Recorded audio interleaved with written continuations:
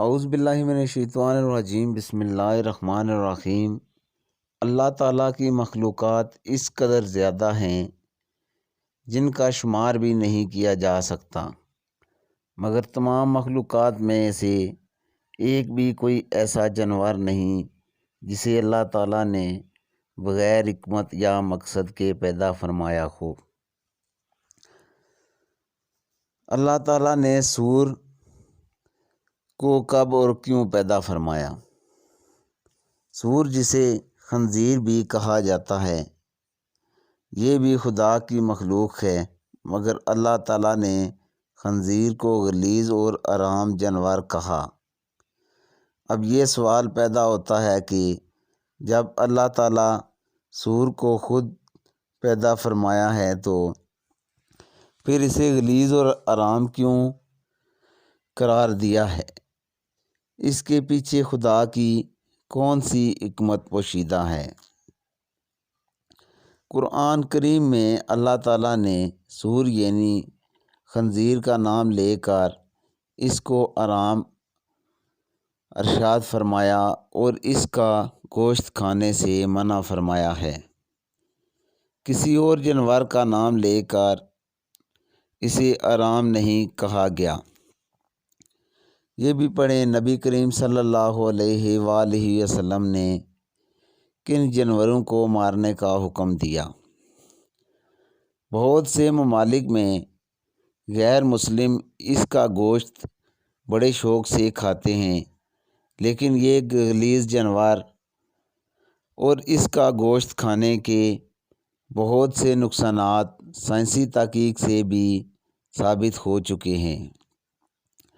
سائنسی تحقیق کے مطابق سور کا گوشت کھانا انسانی صحت کے لیے انتہائی خطرناک ہے، اور یہ جانور انتہائی ذلیل اور گندا ہے، کیونکہ سور اپنی مادہ کا دوسرے نر سے ملاپ کروا کر خوشی محسوس کرتا ہے، جو کہ باقی جانوروں میں نہیں دیکھا گیا۔ سور کی خوراک گندگی اور غلاظت ہے۔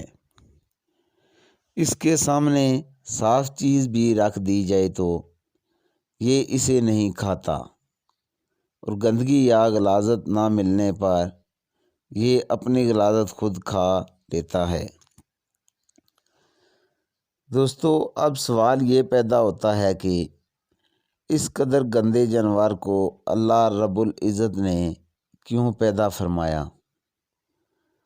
اور سور کی تخلیق کے پیچھے کیا وجہ تھی؟ دوستو، حضرت عبداللہ بن عباس رضی اللہ تعالیٰ عنہ نے ایک حدیث مبارک کو روایت کرتے ہوئے فرمایا کہ جب عیسیٰ ابن مریم علیہ السلام کے حواریوں نے آپ علیہ السلام سے کہا، اے عیسیٰ علیہ السلام، آپ ہمارے لیے کسی ایسے جانور کو زندہ فرما دیجئے جو ہمیں حضرت نوح علیہ السلام کی کشتی کے متعلق درست معلومات فراہم کر سکے، تو حضرت عیسیٰ علیہ السلام نے تھوڑی سی مٹی کو اٹھایا اور فرمایا کہ یہ مٹی عام بن نوح کی مٹی ہے۔ پھر آپ علیہ السلام نے اس مٹی پر اپنا عصا مارا تو ایک بوڑھا شخص اٹھ کھڑا ہوا۔ جب اس سے کشتی نوح کے بارے میں سوال کیا تو اس بوڑھے شخص نے بتایا، حضرت نوح علیہ السلام کی کشتی 1200 گز لمبی اور 600 گز چوڑی تھی۔ اس میں 3 منزلیں تھیں۔ یہاں پہلی منزل میں حضرت نوح علیہ السلام اور تمام جانور موجود تھے، دوسری منزل میں انسان تھے، اور تیسری منزل میں پرندے تھے۔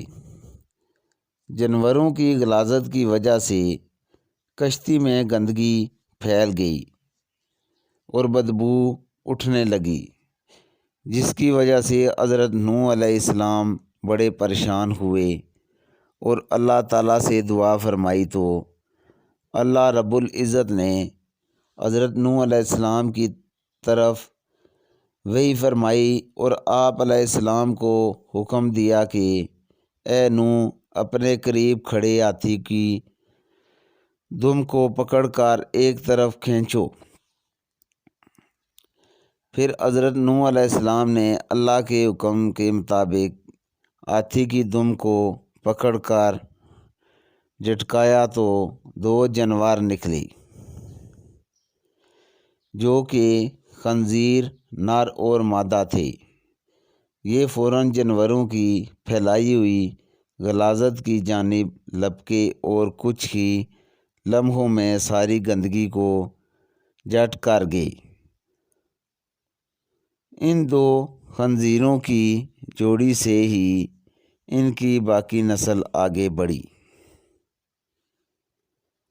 آپ سمجھ چکے ہوں گے کہ جس جانور کو اللہ تعالیٰ نے گندگی صاف کرنے کے لیے پیدا فرمایا وہ گندا ہی ہوگا۔ سائنسی تحقیق تو آج ہو رہی ہے۔ اللہ رب العزت نے 1400 سال پہلے سے ہمیں اس جانور کے حقیقت سے آگاہ فرما دیا تھا۔ بے شک ہر چیز کا مالک و خالق اللہ ہے، وہ جیسا چاہتا ہے کرتا ہے۔ ہمیں ہر صورت میں اس کے احکامات پر سر تسلیم خم کرنا پڑے گا، اسی میں ہماری دنیا اور آخرت کی بھلائی ہے۔ آج کا واقعہ دوستو اتنا ہی، اجازت دیجیے، اللہ حافظ۔